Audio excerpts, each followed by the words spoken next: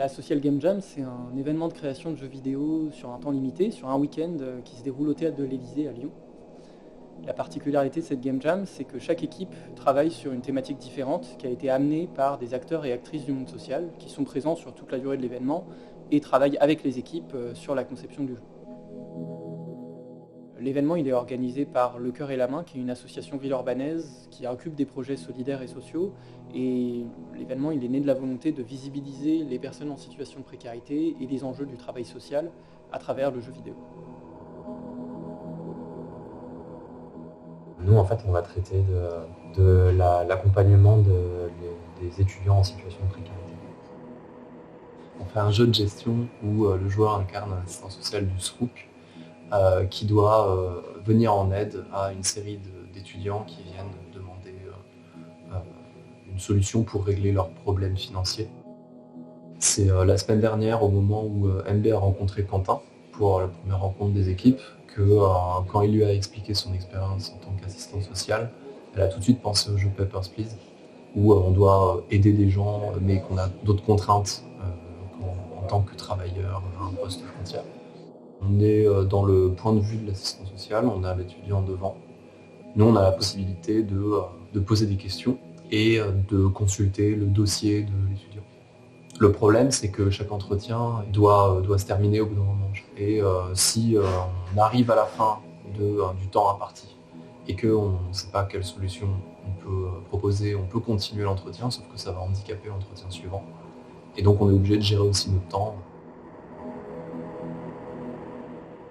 On a exploré plusieurs possibilités et la difficulté, c'était de trouver quelque chose qui puisse, disons, rendre honneur au travail d'assistant social sans que ce soit trop caricatural, mais en même temps que ça reste un jeu, et donc trouver une mécanique fun, entre guillemets, qui puisse donner envie de jouer et avoir une idée de l'enjeu qu'on a face à nous.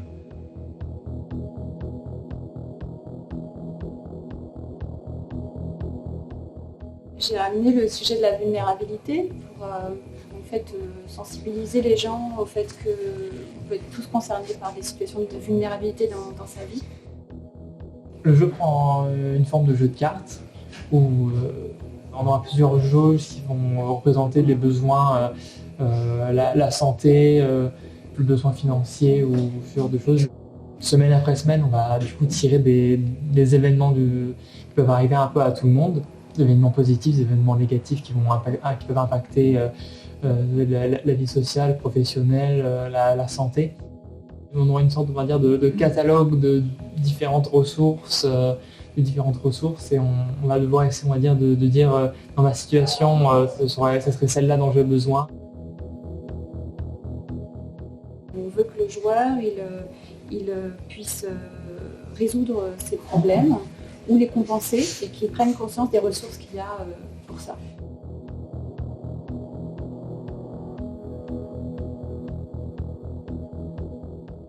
On a décidé de traiter du sujet de la migration, du parcours de migrants qui arrivent en France. L'objectif, c'est de vivre le parcours de 2 migrants et de voir un peu les obstacles auxquels ils font face et toutes les étapes qui jalonnent le parcours d'un migrant quand il arrive en France. On va d'abord prendre le cas d'un personnage qui vient d'un pays européen qui au final est assez favorisé par rapport à beaucoup de parcours. Et derrière, de refaire exactement le même parcours, mais avec quelqu'un qui va dans l'espace Schengen et du coup va avoir forcément beaucoup plus de problèmes dans tout ce qui est administratif et montrer à quel point il y a beaucoup plus d'étapes pour arriver au même résultat. L'objectif, c'est de trouver le moyen de rencontrer les personnes qui vont pouvoir nous aider. Donc, la plupart du temps, ce sera une carte de la ville où il est. Avec du coup tous les personnages qu'il connaît, à qui il peut aller parler. Et donc en fait ça va être d'avoir donc ces jeux objectifs qui sont toujours affichés. Donc c'est avoir un emploi, avoir un logement, se faire régulariser. Et en fait on va se rendre compte assez vite que ces choses-là sont un peu liées, que c'est compliqué de faire ses papiers sans avoir de travail, c'est compliqué de trouver un travail sans avoir des papiers. C'est un peu le cercle vicieux qu'on va essayer de montrer. On s'est rendu compte que pour traiter d'un sujet qui est sérieux, qui concerne parfois la vie de certaines personnes, etc. C'était aussi bien de partir sur un jeu qui soit scénarisé, qui rende compte au mieux, au plus proche du réel de ce qui se passe pour les gens qui vivent ça.